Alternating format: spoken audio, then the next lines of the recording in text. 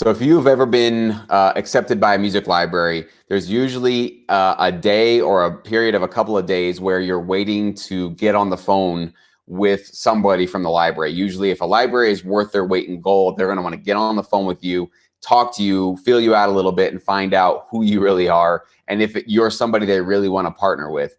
And Anthony, who's a producer who's here with me on this Google chat, is actually in that position right now. So actually tonight, he is going to be looking forward to his first phone call with a music library that recently showed a lot of interest in his music that he got recommended through the Sync Edge program. So first of all, Anthony, congrats on the interest. I know that you still need to sort of ink that deal, but the fact that you're getting a CEO and a library interested in you and calling you is obviously always that first step to getting that contract signed. So congrats and welcome, man. Thanks for having me, Jess. I appreciate it. So walk me through a little bit about your music. You do EDM, kind of future-based stuff. Has that been your primary expertise and your primary genre for most of your career? Mostly EDM. I do all the subgenres of EDM, so anything that you can touch on, future bass, future house, big room, electro house, deep house, whatever that falls under EDM. And there's a lot of different styles you can go under there. It does all say EDM, but that is a vast, vast array of styles and emotions that you can deliver with that. And obviously EDM has gotten very, very popular in the last 5 to 10 years. So it's a very high in demand genre for music licensing. So you're in a good place to be able to do that. So as you're looking forward to this phone call later this evening, what are some of the things that you think that you should be asking or that you think should be really important for you to understand before you get involved with a library like this? Or if you have any questions for me, go ahead and ask them. But what is your thought process right now as you're waiting for this phone call? My thought process pretty much is just he sent me the contract so I did have a chance to check it out. It's just like a basic template that he sends all his writers. And I pretty much understand what everything's saying, and obviously getting a lawyer to look over it too.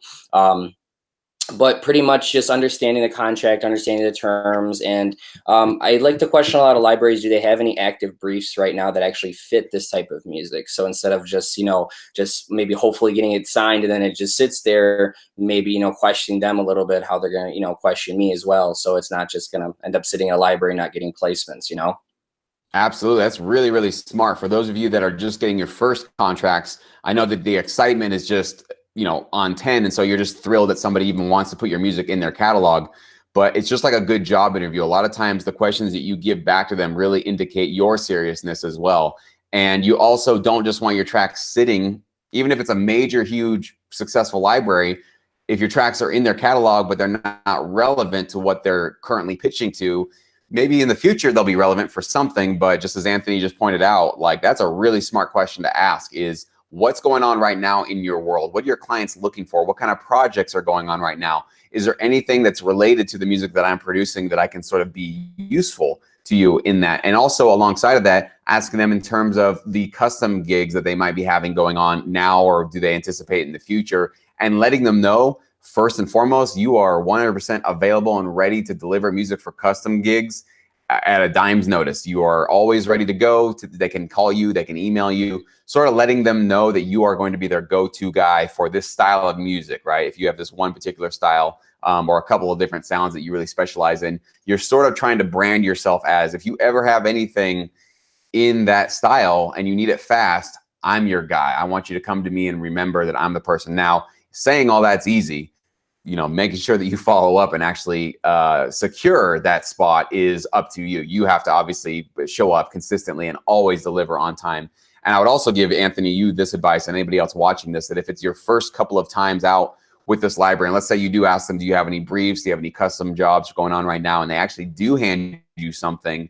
They say, put together an EDM track for this commercial promo that we're doing. It's due, on Friday this week or something. And right now it's Monday. I would put together 2 or even 3 tracks and try to get it to them by Thursday, right? So I would over deliver and deliver ahead of schedule so that you're actually completely blowing them away in terms of the content and the value that you're providing to them right off the bat. That's the only way to really up your value and up your sort of brand with them, is to give them that much like right off the bat, like in the first gig that you can get from them. And again, the point of that first gig is not even necessarily to nail it, because they might have a bunch of other inner circle writers that they usually pass these kind of gigs to.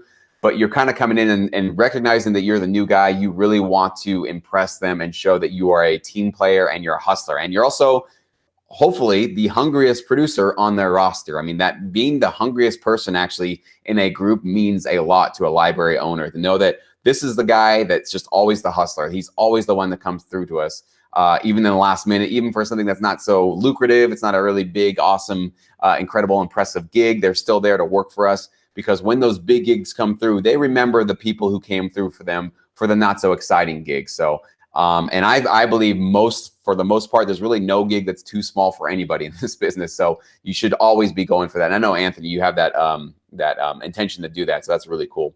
So Anthony, tell me about your experience with SyncEdge. How soon was it after joining? Did you start getting some responses from libraries?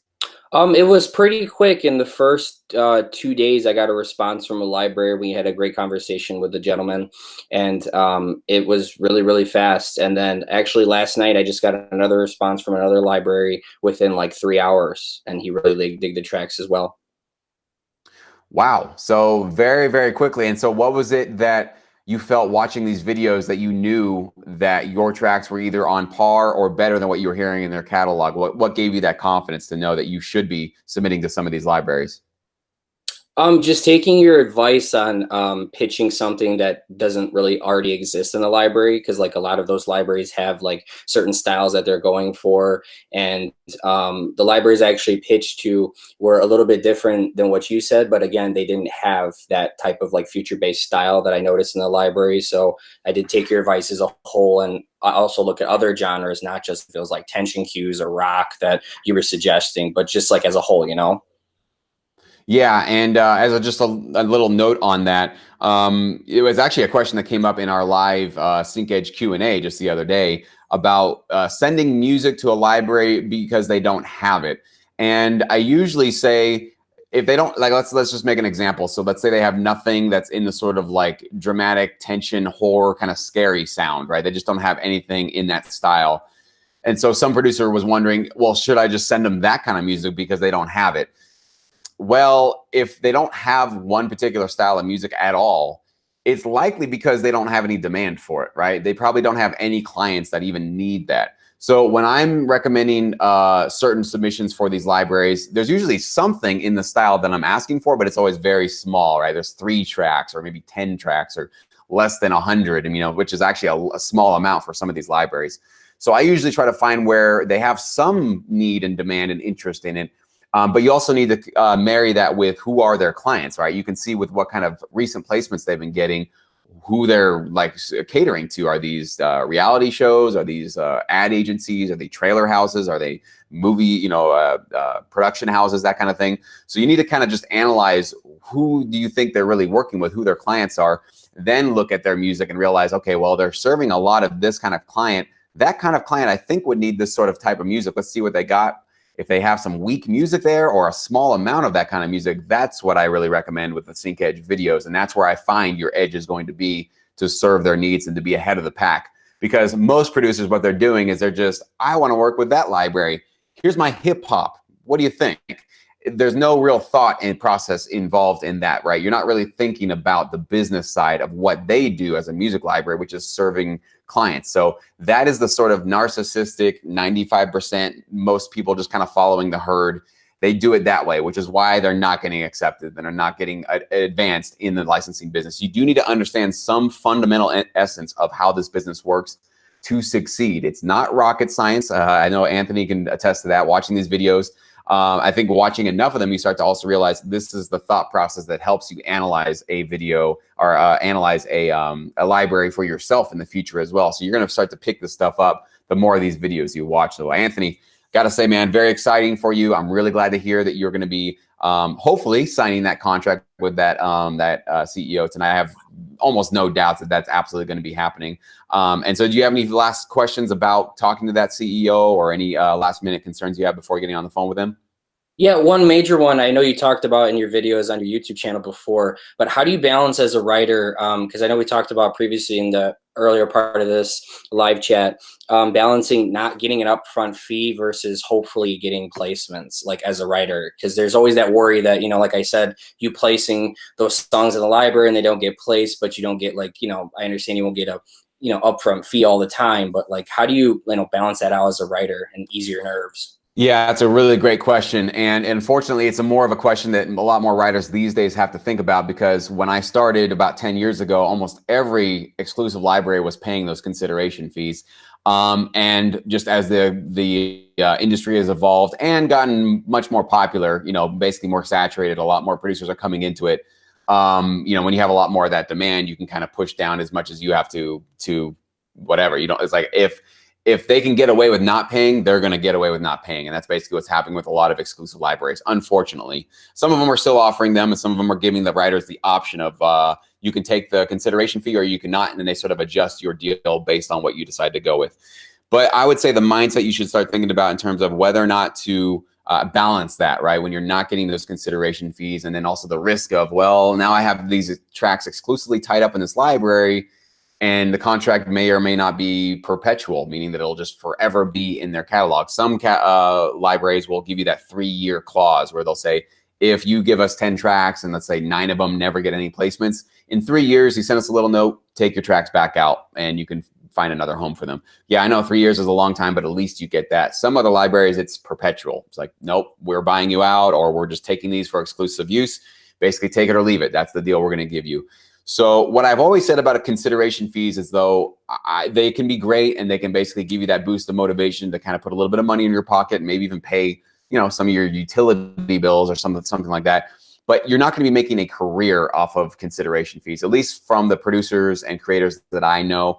Those are more just like nice little bonus checks that you get here and there to kind of help you stay motivated to keep creating music for a certain library. So it's not really the end all be all of your career. It's really those royalties and the placements you get. Like that's really where you should be focusing most of your attention and effort, which I know takes a lot of patience because you don't know if you're going to get placements, particularly with any given library. And you have to kind of wait and see, right? You got to do that 6 to 9 month wait, maybe a year, kind of see what starts happening. That's why I do recommend you go with reputable companies first and foremost, not some sort of fly-by-night or, you know, royalty-free or something like that, where you know there's really nothing very lucrative going on. You need to look at their track record, what kind of placements they get. Are they still actively out there doing stuff in the business, right? So those are all the things you get with the Sync Edge videos, of course, my analysis of a current library. But you also need to probably work with 2 different libraries, maybe 3 if you can keep up with it, but definitely 2 exclusive ones so that you can A/B test your way through the year, right? So you can submit, let's say, I don't know, 50 tracks of this library and 50 tracks of that library in a given year. If you can keep up with that kind of pace, if not, you know, 25 and 25, whatever you can do. And then at the end of the year, when you start seeing your royalty checks come in, or you might see that like, hey, you know, this library gives me all these custom opportunities and I've actually gotten one of them and that put a couple $1,000s in my pocket. This library, they're kind of going to sleep on me. They're not doing much. I don't hear much from them. And then also, more importantly, look at your royalty statements and you'll see this library gets me all these placements. This one got me 2 in the last year. Okay, maybe not kick them to the curb. Maybe you sort of just slow down, you know, what you submit to them.